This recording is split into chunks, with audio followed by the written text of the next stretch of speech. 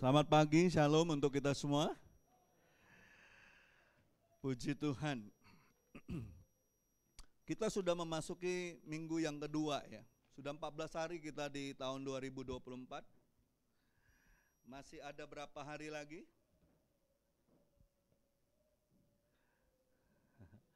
Ngitung nggak? Saudara ngitung nggak? Masih berapa hari lagi kita akan menjalani tahun ini? 340? Enggak, 351. Kan 365 setahun. Halo. Masih ada 50 minggu lagi kita akan jalani. Masih ada 11 bulan lebih sedikit kita harus jalani. Dan kita tidak tahu apa yang bakal terjadi sama hidup kita di sepanjang menjalani tahun ini. Tapi satu hal yang saya mau katakan kepada saudara, saya dapat pernyataan firman Tuhan dari apostel kita bersama-sama dengan para gembala-gembala waktu September lalu, tahun lalu, bahwa tahun ini tema kita tetap tema yang sama tentang masa penuaian, musim panen, tapi musim panennya itu raya, besar, banyak, nggak main-main. Kalau tahun lalu itu terambil dari Amos 9 ayat 13, tahun ini kapasitas kita itu akan diperbesar Tuhan, dan Tuhan akan buat kita menjadi gerejanya yang harus mempersiapkan murid-murid yang ambil bagian dalam pekerjaan Tuhan ini. Ya. Dan itu terambil dari Lukas 10 ayat 2. Tapi nanti kita akan lihat Lukas 10 ayat 1 sampai 12, ya. Tapi poinnya itu di ayat 2 itu. Ya. Akan ada tuaian raya. Nah, waktu saya renungkan dalam 3 bulan di akhir bulan itu, saya belum dapatkan hal yang spesifik untuk pribadi. Apa ya, Tuhan bicara apa gitu loh untuk hal ini. Nah, waktu di 1 minggu terakhir sebelum 2023 berakhir, tiba-tiba waktu saya baca firman di Mazmur 65 sampai ke ayat 12, itu ada satu pernyataan yang sangat powerful, dan itu ternyata relate dengan tema yang disampaikan oleh pemimpin kita di Lukas 10 ayat 2 itu, tentang tuaian raya. Nah, kalau saudara baca di Mazmur 65 ayat 12, kalau TB itu katakan terjemahan baru itu katakan demikian bunyinya. Bisa saudara lihat di situ 65 ayat 12 dikatakan demikian. Engkau memakotai tahun, saudara sebut, kita sedang jalanin tahun berapa? 2024 dengan kebaikanmu. Wah, jadi waktu akhir tahun itu saya membayangkan diri saya itu berada di hadapan Tuhan.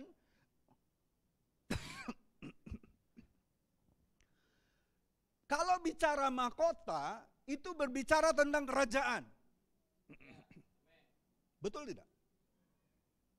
Betul enggak? Dan siapa yang paling berhak memakotai seseorang? Raja. Kita harus tahu Yesus itu bukan hanya Tuhan dan bukan hanya juru selamat kita. Dia raja kita. Amin. Ada amin? Wah, nggak ada yang bilang amin nih. Saudara percaya nggak bahwa Yesus itu raja kita? Dan dia katakan melalui firman ini di Mazmur ini, saya percaya ini firman Roh Tuhan memberikan impresi yang kuat. Tahun 2024 Tuhan memakotai setiap kita yang percaya dengan mahkota yang namanya ada tulisannya, kebaikan.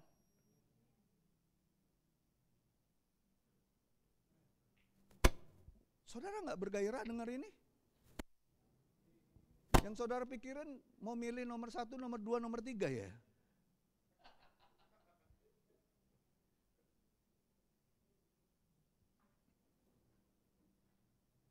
Siapapun nanti yang jadi pemimpin, apapun kata orang-orang di luar sana tentang keadaan dunia, keadaan bangsa, keadaan apapun itu, bahkan pelayanan sekalipun, kita harus punya rasa percaya kepada Tuhan, confidence kepada janji Tuhan, bahwa Dia memakotai kita di tahun 2024 dengan kebaikan. Kebaikan Tuhan jangan diukur dengan materi, saudaraku. Halo? Kebaikan Tuhan itu holistik. Nanti saya kasih tahu. Ayat ini ada spesifiknya lagi dari terjemahan yang berbeda. Siapa yang percaya? Tuhan sudah memahkotai engkau dengan mahkota kebaikan. Starting 2024. Mahkota kebaikan Tuhan sudah diletakkan di atas kepalamu. Tuhan sudah mengurapi engkau dengan mahkota kebaikan.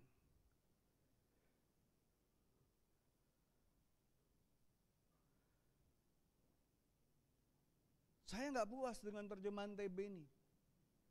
Saya cari terjemahan yang lain. Dan saya menemukan satu terjemahan yang sangat memberkati saya.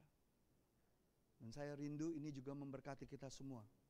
Karena ini relate dengan tema kita tahun ini. Yaitu Great Harvest, Tuaian Raya. Dalam versi mudah dibaca, itu bunyinya, dia itu posisinya bukan di Mazmur 65 ayat 12, tapi di ayat 11. Dikatakan, engkau memulai tahun yang baru. Kata-katanya tuh seperti itu loh. Engkau memulai tahun yang baru, saya tambahin 2024 dengan tuaian yang baik.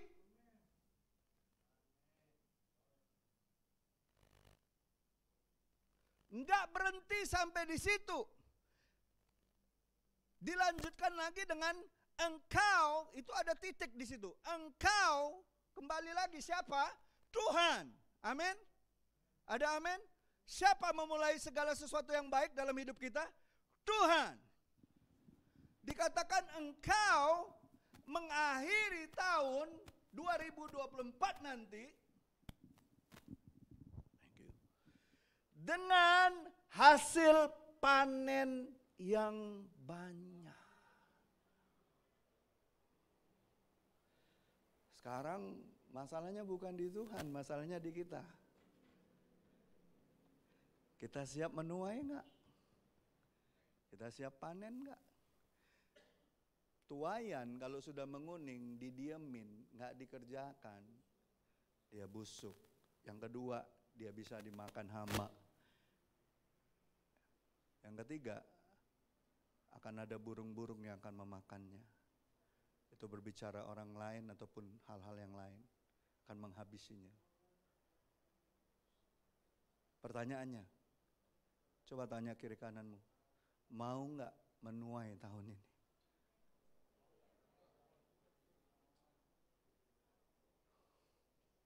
Yang pertama pastinya kita rindu menuai jiwa-jiwa. Amin? Jiwa-jiwa. Yang lainnya itu bonus. Saudara akan ditambah-tambahkan Tuhan kalau kita mengerjakan kehendak Tuhan. Enggak usah khawatir dengan berkat. Kita sudah diberkati. Kita sudah dimahkotai Tuhan. Mahkota kita adalah kebaikan. Bukan hanya mahkota kekal nanti. Kan lagu anak sekolah minggu kan ada kan? Di sorga nanti pakai baju putih, atas kepala mahkota emas. Oh, kalau emas cepat mikirnya. Mahkota kita itu kebaikan Tuhan.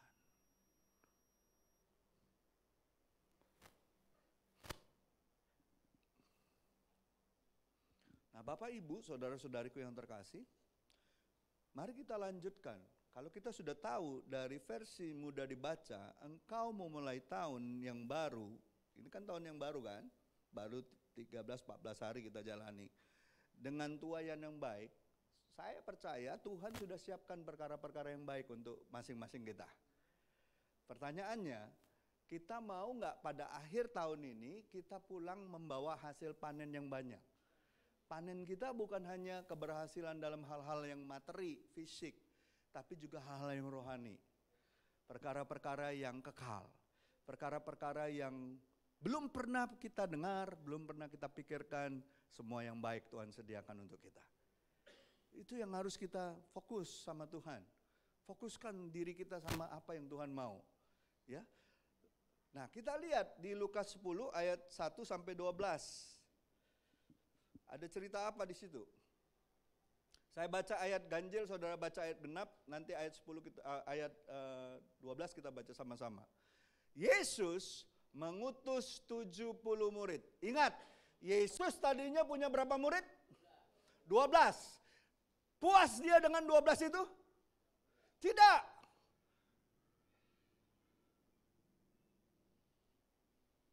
Dia cari lagi, dia pilih lagi.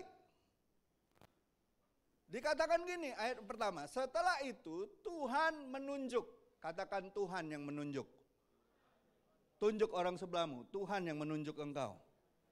Bukan diri kita sendiri nunjuk diri kita, Tuhan yang menunjuk kita. Amin. Setelah itu Tuhan menunjuk 70 murid yang lain. Berarti ada 12, tapi Tuhan tunjuk lagi. Lalu mengutus mereka, nggak cuma ditunjuk tapi diutus. Kalau diutus itu berarti ada mandat, ada pesan, ada perintah di situ, betul? Lalu apa?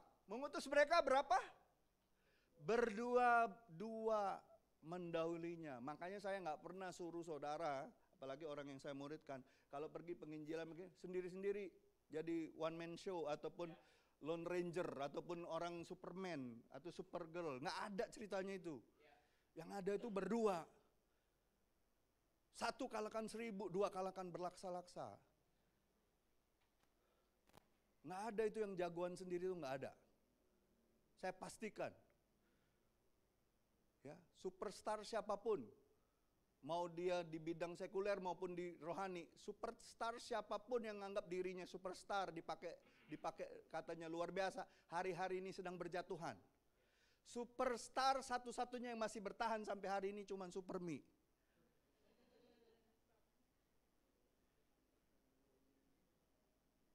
Hamba Tuhan you name it, yang katanya hebat-hebat, yang hari-hari ini heboh, banyak pemberitaan tentang hamba Tuhan yang tadinya katanya mengadakan begitu banyak mujizat, sekarang mulai ketahuan semua gelagatnya di belakang pelayanannya.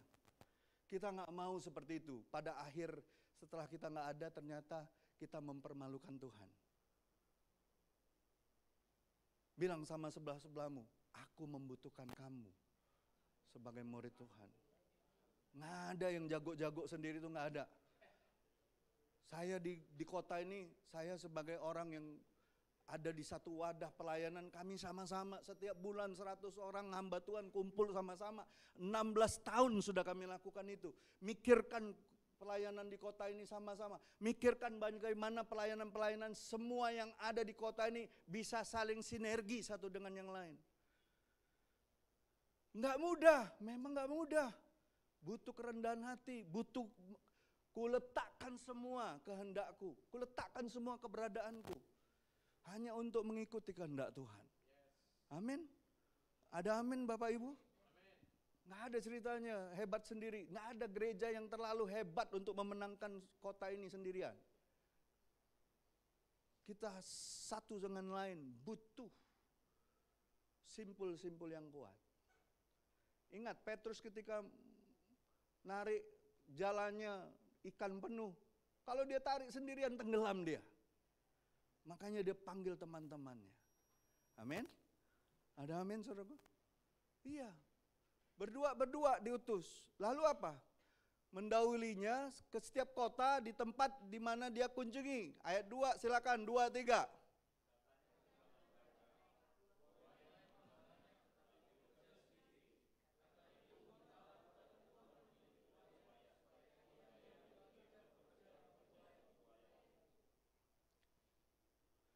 Problem ini sampai hari ini tetap jadi masalah nggak? Nggak dari zaman Yesus sampai hari ini.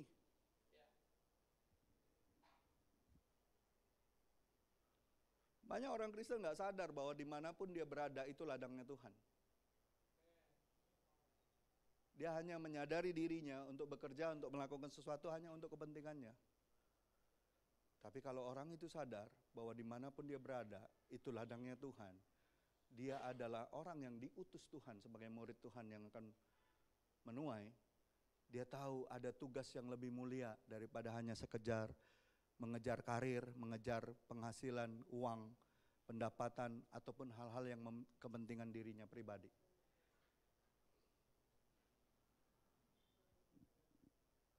Ya. Ayat 3, pergilah sesungguhnya, perhatikan, aku mengutus kamu seperti anak domba di tengah-tengah serigala. Ingat, mengutus kita seperti domba di tengah-tengah serigala. Dia utus, tapi dia kasih tahu, dia peringatkan kita. Betul? Lanjut.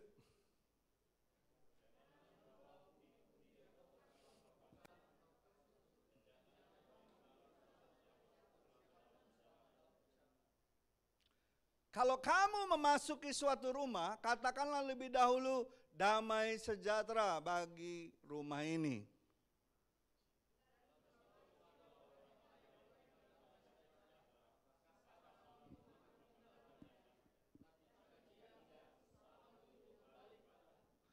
Tinggallah dalam rumah itu, makan dan minumlah apa yang diberikan kepadamu, sebab seorang pekerja patut mendapat upahnya, janganlah berpindah-pindah rumah.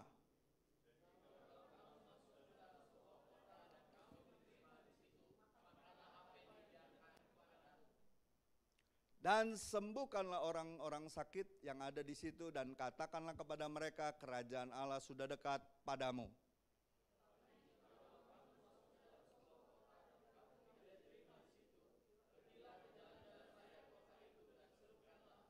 Juga debu kotamu yang melekat pada kaki kami, kami kebaskan di depanmu.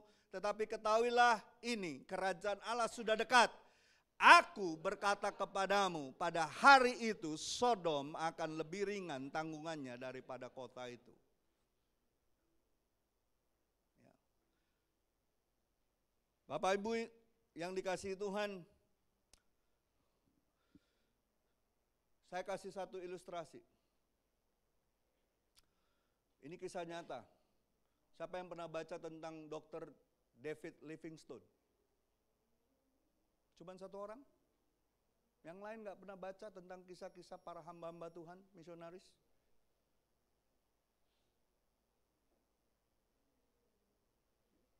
Ini fotonya. David Livingstone ini adalah salah satu penginjil yang cukup dikenal, ya, karena perjuangannya. 20 tahun dia membuka ladang pelayanan itu, menerobos hutan-hutan semak belukar, sampai setiap kali dia tebas itu parangnya bersama-sama dengan orang-orang yang pertama-tama dia bawa untuk misi itu, penginjilan itu. Dia tuh kena semak, kena itu, matanya tuh sampai buta, saudara. Salah satu matanya tuh buta. Rabun gitu, nggak jelas. Dan saudara tahu, nggak gampang, banyak pengorbanan. Ya. Dan dia ini orang Inggris, melayani Tuhan di belahan bumi di Afrika Selatan waktu itu.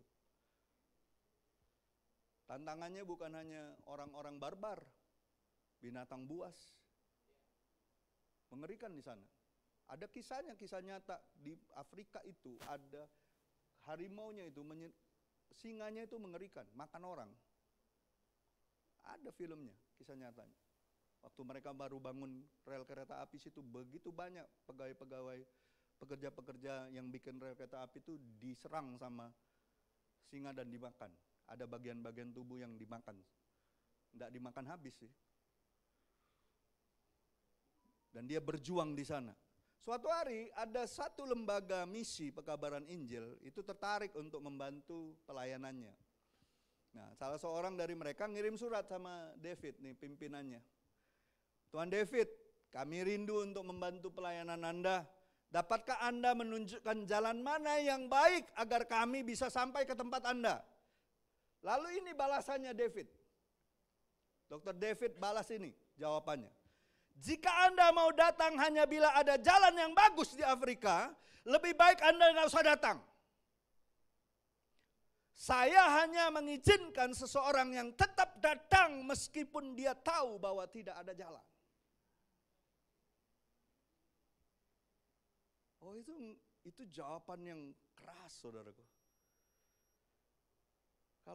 Kalau seseorang berpikir dia akan melakukan pelayanan di dalam Tuhan hanya untuk mencari cara yang paling enak, cara yang paling nyaman, lebih baik saudara nggak usah lakukan. Tuhan mau orang yang betul-betul taat dan siap bayar harga. Ingat nggak perumpamaan Yesus ketika ada orang yang disuruh ngikut dia ataupun hadir di dalam undangannya? Alasannya apa? Oh, nanti Tuhan, aku belum nikah, aku mau ini dulu. Yang satu ngurusin ladang yang baru dibeli, yang satu ngurus ini. Semua lebih banyak alasan daripada pertanyaannya. Kalau orang sudah beralasan, sebenarnya dia menolak kasih karunia Tuhan. Saya heran kalau orang ngomong sudah mengenal Tuhan, tapi ketika diajak melakukan tugas amanat agung, beritakan Injil, jangkau jiwa, memuridkan seseorang, alasan, oh aku sibuk, oh aku ini, oh. Saya mau kasih tahu, saudara sedang menolak kasih karunia Tuhan.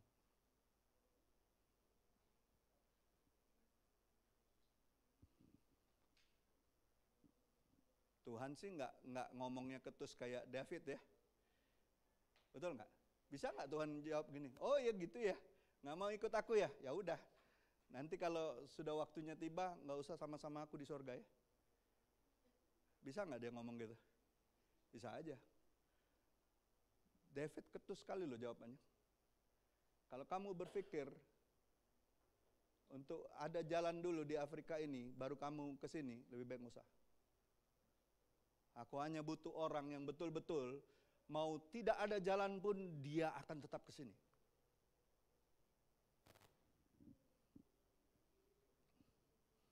Nah, saudara, di masa sekarang ini jangan-jangan apa yang diminta oleh orang yang menulis surat kepada David itu menjadi banyak halangan itu sama dialami ketika orang-orang percaya diberi tugas tanggung jawab untuk ini. Alasannya banyak.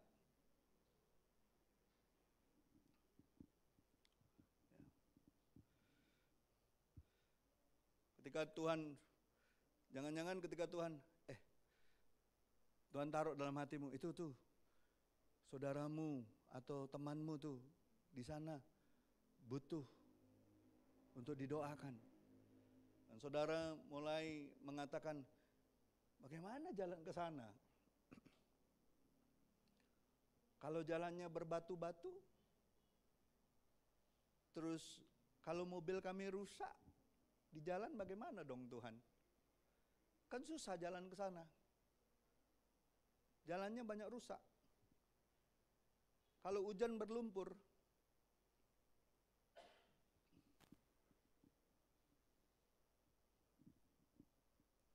atau saudara dan saya mungkin bisa jawab gini, kami siap Tuhan, tapi nanti kami mampu nggak ya apa yang Tuhan tugaskan kepada kami? Kami kan mulai sebut begitu banyak sederetan kelemahan dan kekurangan saudara. Banyak nggak orang-orang seperti itu? Ketika dipanggil Tuhan untuk melakukan satu tugas yang kekal, menjangkau jiwa ataupun pergi mengunjungi orang sakit atau mendoakan. Tapi kan aku belum ini Tuhan, aku ini Tuhan, aku ini kan orangnya kayak gini Tuhan, aku ini. Banyak sekali saudara alasan tentang kelemahan dan kekurangan saudara. Kami mau Tuhan, tapi saya tuh orangnya nggak tahan kalau nanti ditolak, dicaci maki, tidak suka dengan apa yang nanti mereka lakukan. Kalau aku dipukul gimana Tuhan? Nanti aku tiba-tiba balas. Aku kan cepat emosi Tuhan. Belum-belum sudah mengungkapkan kelemahan-kelemahannya.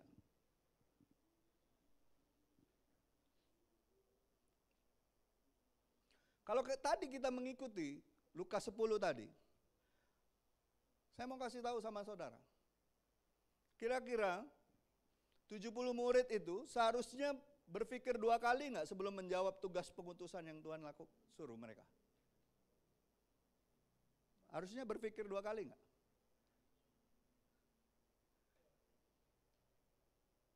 Oh, yang lain nggak berani jawab ya? Saudara, tadi kan kita baca, kan Tuhan utuskan 70. Mereka 70 murid itu bisa nggak berpikir 2 kali?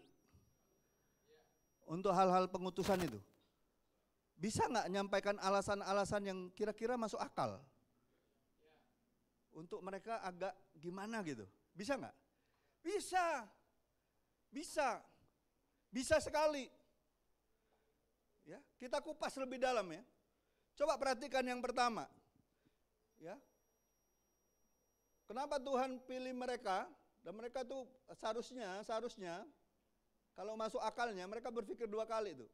Yang pertama karena apa? Karena Yesus sendiri memanggil dan memilih mereka. Mereka kan waktu dipanggil Tuhan itu kan bisa saja mengungkapkan alasan-alasan, betul nggak? Tapi mereka tidak lakukan itu. Karena apa? Yang pertama karena mereka tahu Yesus yang mengutus mereka, ya. Yesus sendiri yang menunjuk mereka, Yesus sendiri yang memilih mereka, betul?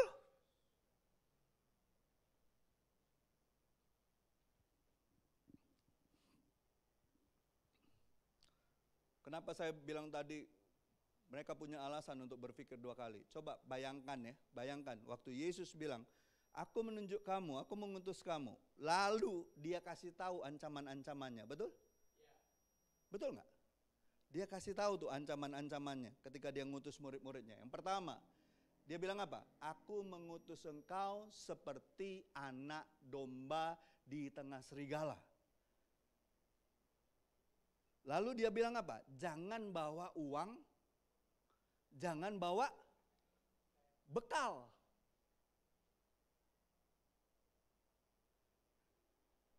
Yang lebih berat lagi apa? Sembuhkanlah orang sakit.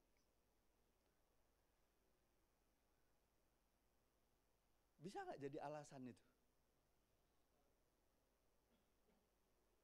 Saya mau tanya sama saudara, bisa nggak itu jadi alasan yang masuk akal bagi 70 muridnya itu ngomong sama Tuhan? Bisa nggak jadi alasan yang masuk akal? Sangat bisa. Tapi kenapa mereka nggak lakukan ya? Tapi juga nggak ada pernyataannya. Rasanya tidak mungkin kan kalau sudah dikasih tahu nih tantangan-tantangannya ya. Rasanya nggak mungkin 70 murid itu langsung ngomong kayak gini, siap guru, siap laksanakan. Nggak ada ya. Bisa jadi pas mereka pergi, nah cak mano ya. Nggak boleh di tengah-tengah uang yang ganas-ganas galau ini. Terus yang kedua, nggak katanya bekal gitu nih. Malah cuman disuruh apa? Ketoklah pintu wong, rumah wong. Kalau diterima salamu masuklah, makanlah apa yang diinjoknya. Lah kalau udah lemak makanannya cak mano? Lalu Tuhan bilang gini, apa yang dihidangkan makanlah. No, lemak kalau pempek yang dihidangkannya. Lah kalau kita masuk ke Papua sana, saya ke suku hutannya, suku Kanayannya, orang Dayak, belum sudah kasih makanannya, kalau kita makan sop buntut yang enak, diajak Pak Krisna, diajak Pak Anes, enak kita. Sop buntut Pak Kumis, betul nggak? Ini sop buntutnya ular piton. Belum dikuliti pula. Masih loreng-loreng.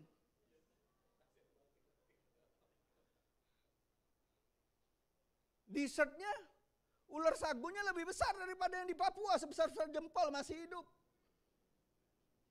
Pakai wadah set 5 kilo itu, 3/4-nya penuh.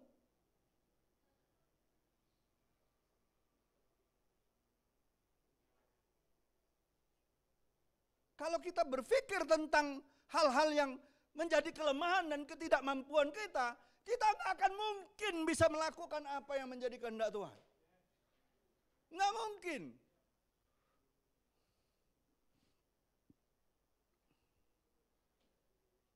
Saya percaya 70 murid ini mengalami pergumulan yang hebat waktu diutus Tuhan. Saya juga mengalami hal yang sama. Saya ingat sekali Pak Marganti utus saya ke Lampung. Bantu itu, perintisan. Abang Kau itu. Kami pergi bertiga waktu itu. Saya, terus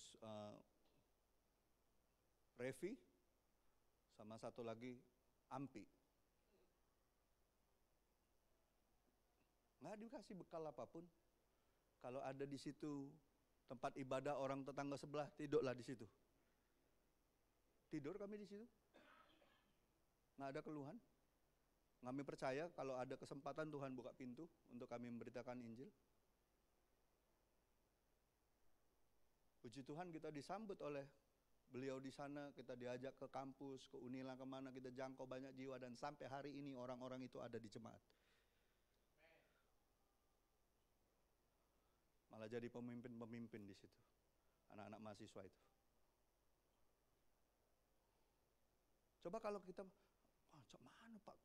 Tidak bakal jadi, saudara. Tapi dalam perjalanannya kami bergumul, cak mano kayak gitu ini. Selalu Ampi yang menguatkan kita. Kita ini kan pendoa syafaat, yuk doa yuk.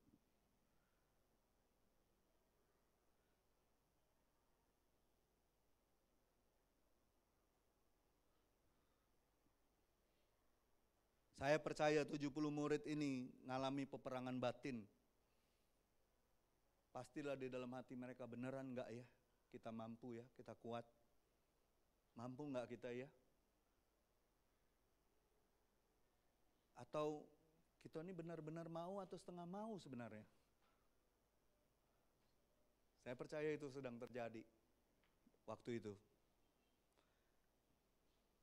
Sekarang pertanyaannya, coba kita renungkan ya.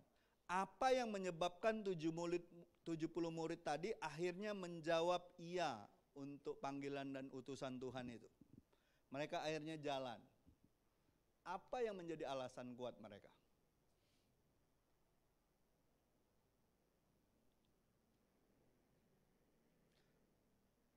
Jawabannya cuma satu.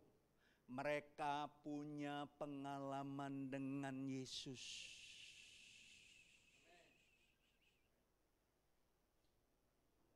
Orang kalau ngakunya dia Kristen, orang kalau ngakunya dia murid Kristus, dia nggak ngalamin Tuhan setiap hari, itu omong kosong. Tidak akan berani dia ketika diutus Tuhan, nggak akan berani. Hanya orang-orang yang mengalami Tuhan, punya pengalaman iman dengan Tuhan. Dan mungkin salah satunya, ya, jelas sekali 70 murid ini jelas bukan orang yang baru kenal Tuhan. Saya pastikan 70 orang ini bukan orang yang baru kenal Tuhan. Mereka adalah orang-orang yang pasti sudah melihat sendiri, mendengar sendiri, bahkan mengalami sendiri kuasa Yesus itu. Contoh, kita lihat di Lukas 8.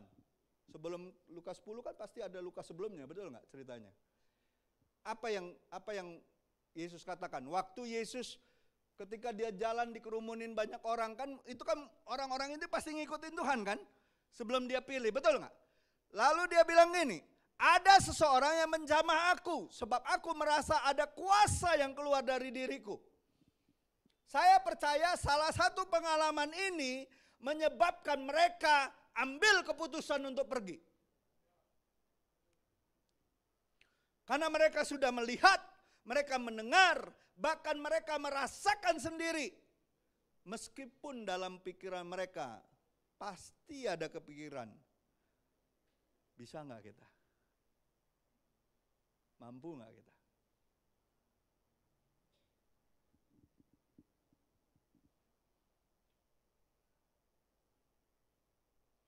Tapi saya percaya waktu mereka dengar, waktu 70 orang itu ditunjuk sama Tuhan, aku kutus kamu ya.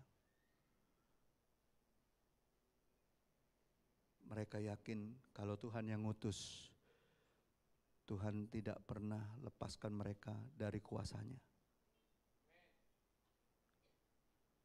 Kalau Tuhan yang suruh, Tuhan pasti perlengkapi orang-orang itu dengan kuasanya. Siapa yang percaya kalau saudara sudah dipanggil, dipilih Tuhan, Tuhan juga sudah menaruhkan kuasanya dalam hidupmu. Saudara percaya?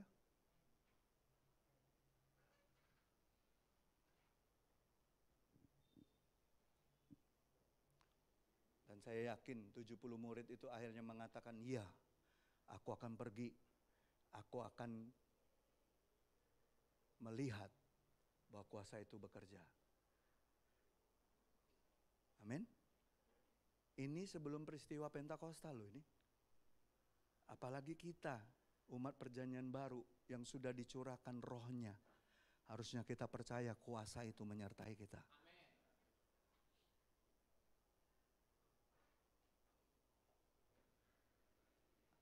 Apa dasar yang kuat bagi mereka? Mereka percaya akan pengutusan Tuhan. Karena mereka punya pengalaman iman. Makanya penting setiap hari kita harus ngalamin pengalaman iman. Dimulai dari saat teduh, baca firman, berdoa, merenungkan firman Tuhan, dan ambil keputusan Tuhan.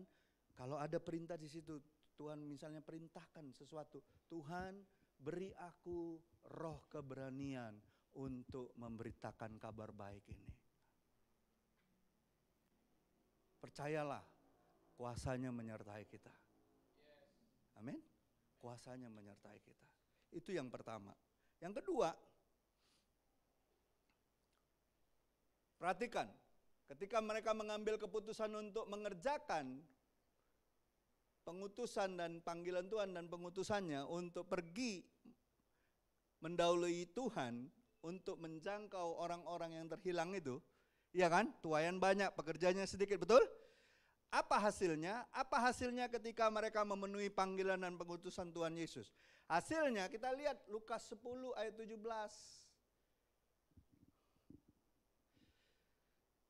Kan yang diutus 70 kan? Pulang tinggal 2? Enggak, 70-70-nya pulang. Ngasih laporan, betul nggak? Ngasih report, betul nggak? Halo? Kalau kita yakin dengan pengutusan Tuhan, kalau kita yakin dengan perintah Tuhan, kalau kita yakin dengan mengerjakannya dan Tuhan menyertai kita dengan kuasanya, kita pun pulang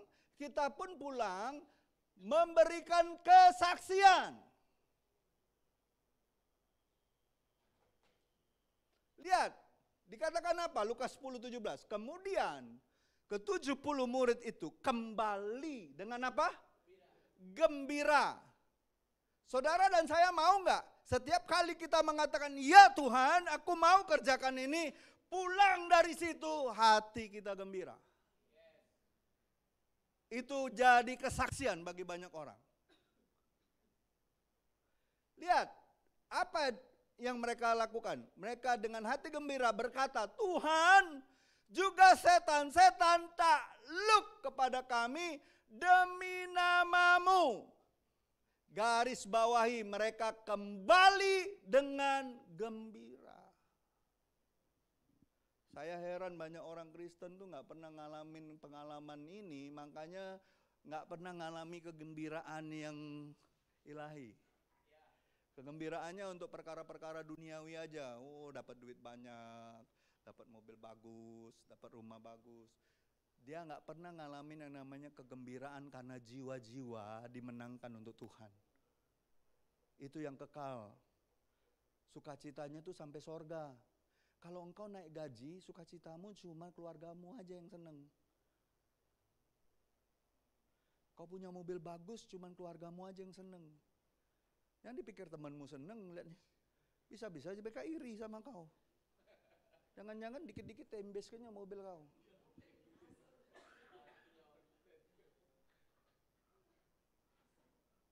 Tapi kalau yang kekal, kau menangkan jiwa untuk Tuhan, satu aja, nggak ada bagian siapapun yang bisa merebutnya darimu.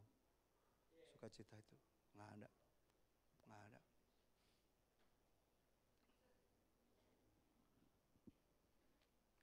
Kalau ditanya, di mana letak kemampuan dan keunggulan 70 murid tadi? Atau untuk kita hari ini, di mana letak kemampuan dan keunggulan saudara dan saya ketika Tuhan mau mengutus kita pula pada hari ini? Apa keunggulan kita? Apa kemampuan kita? Apa jawaban Bapak Ibu sekalian?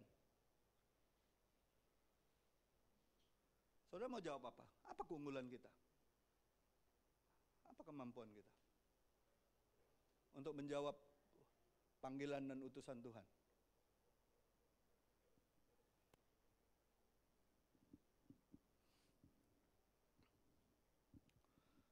Saya kasih satu cerita ya, supaya saudara ngerti apa sebenarnya keunggulan kita.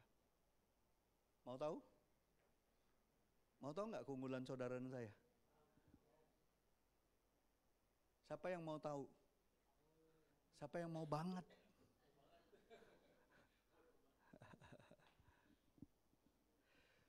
Suatu hari di Amerika, ini kisah nyata nih, di sebuah sekolah di Amerika. Ini di satu kota, ini sekolah, salah satu sekolah yang bagus. Mereka ngadakan riset.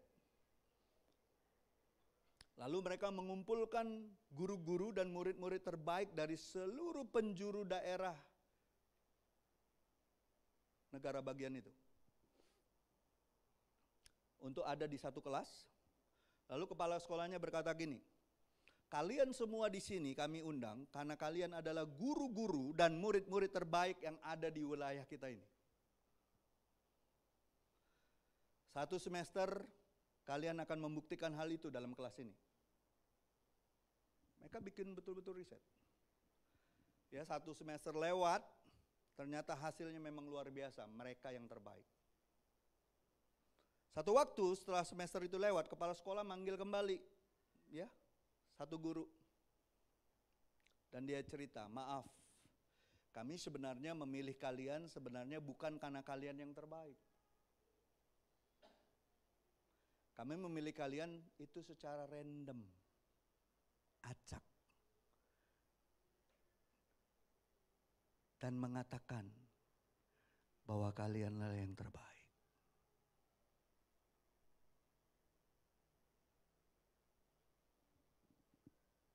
Dan nyatanya betul, kalian buktikan bahwa kalian yang terbaik. Satu semester lewat, kalian buktikan bahwa kalian yang terbaik. Jadi apa artinya keunggulan? Apakah mereka unggul dari orang-orang lain yang tidak terpilih secara random? Apakah skill mereka, kemampuan individu mereka? Tidak, saya rasa. Belum tentu. Kan mereka dipilihnya random. Betul nggak? Keunggulan mereka adalah mereka mau mendengar dan mempercayai apa yang dikatakan oleh pemimpin mereka.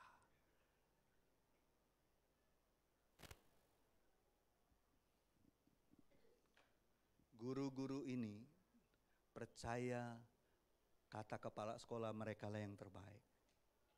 Murid-murid itu percaya akan kata guru-gurunya bahwa mereka yang terbaik.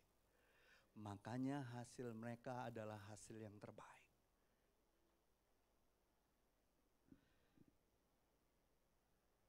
Jadi apa keunggulan 70 murid itu? Percaya atas perkataan dan pengutusan serta pilihan Yesus terhadap diri mereka. Sehingga apa yang terjadi? Apa yang terjadi? Kalau saya bilang wow, terjadinya itu luar biasa. Mereka menemukan hal-hal yang luar biasa yang menjadi nyata dalam karya pelayanan mereka yang mungkin awalnya mereka tidak pernah sadari itu ada dalam hidup mereka. Makanya betul kata Rasul Paulus, kamu akan melihat apa yang belum pernah kamu lihat, belum pernah kamu dengar, belum pernah terbersit dalam hatimu. Semuanya yang disediakan oleh Tuhan. Kuncinya cuma satu, percaya perkataan dan pengutusan Tuhan atas hidup kita.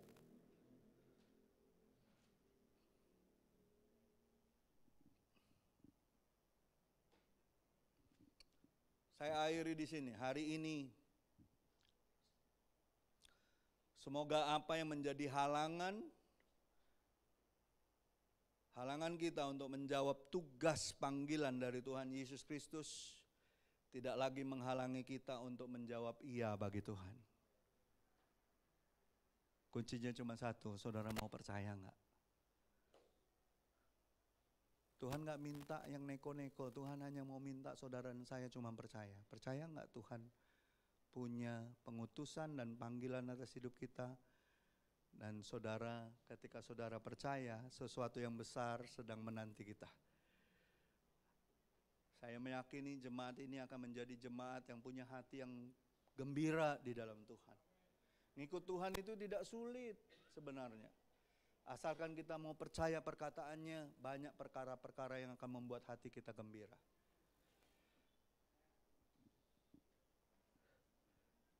Buang segala kekhawatiran, singkirkan rasa takut, hilangkan pikiran kita bahwa kita nggak mampu.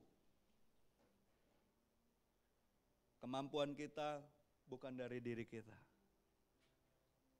Ingat, tahun ini Tuhan sudah menyertai engkau dengan kebaikannya. Tuhan mau kita memanen yang banyak.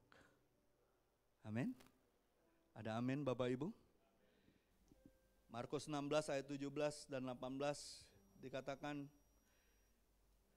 saudara, kalau kita pada waktunya nanti, kita akan kaget-kaget karena ternyata dalam diri kita tersimpan keunggulan-keunggulan yang terpendam. Yang akhirnya bisa keluar di tempat-tempat persembunyiannya selama ini karena kuasa Tuhan telah diberikan kepada kita sebagai murid-muridnya. Markus 16 ayat 17 dan 18 katakan, tanda-tanda ini akan menyertai orang-orang percaya. Mereka pertama apa? Mereka ngapain? Pertama, tanda orang percaya. Saya mau tanya, siapa di sini yang sering melakukan ini? Tanda pertama ini, ngusir setan. Jangan-jangan banyak orang Kristen lebih sering diusir sama setan. Dikit-dikit permisi mbak, anak monyet nak lewat, anak babi nak ngencing. Dikit-dikit, pastor, naik galau bulu kuduk aku.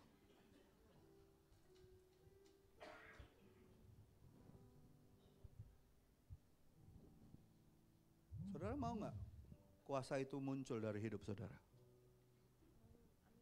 Saya nggak pernah bosen cerita tentang satu anak di dalam jemaat ini. Anak orang yang keluarganya broken home. Suatu kali dia datang ke center gereja kita. Tiap pulang sekolah dia datang, dia bilang gini, Om, Tante, aku mau belajar kenal Tuhan lebih lagi. Dia bukan dari orang percaya.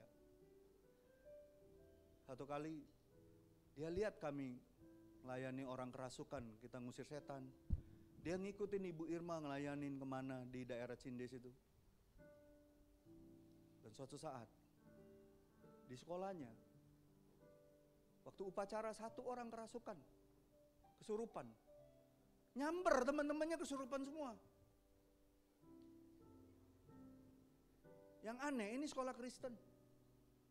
Kepala sekolahnya malah bilang gini, cari orang pinter. Cari orang pinter. Anak ini langsung berdiri di depan guru-gurunya dan bilang, "Gak usah panggil orang pintar, aku yang doain orang-orang ini. Aku yang doain teman-temanku." Dia doain satu-satu. Tiba-tiba lepas, satu sadar, dua sadar, tiga sadar. Dan saudara tahu, itu kepala sekolahnya orang Kristen, guru-gurunya orang Kristen semua bilang gini, "Siapa yang ngajari kau? Kok bisa kayak gini?" "Wah, aku diajari oleh gembalaku. Aku diajari oleh gembalaku melayani orang-orang yang seperti ini." Kan ada di firman Tuhan, tanda orang percaya yang pertama adalah ngusir setan.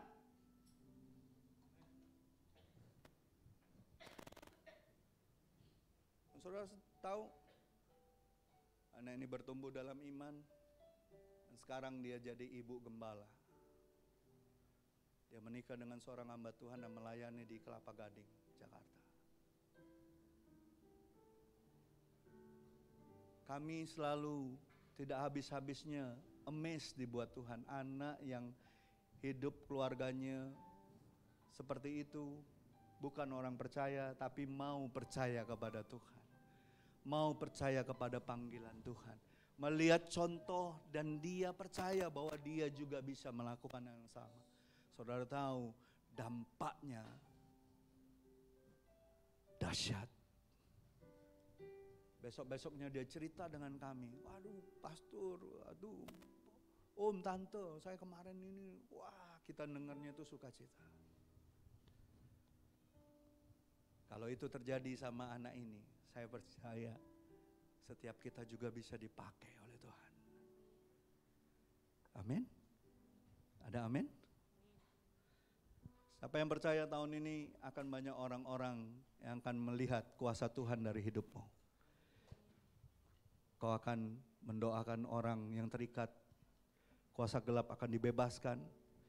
Orang yang sakit kau doakan akan sembuh. Amin. Ada amin? Dan ketika ada orang yang berniat jahat kepadamu sekalipun menaruhkan racun maut, engkau tidak akan binasa. Karena ada janji Tuhan di situ. Amin. Saya undang saudara kita bangkit berdiri.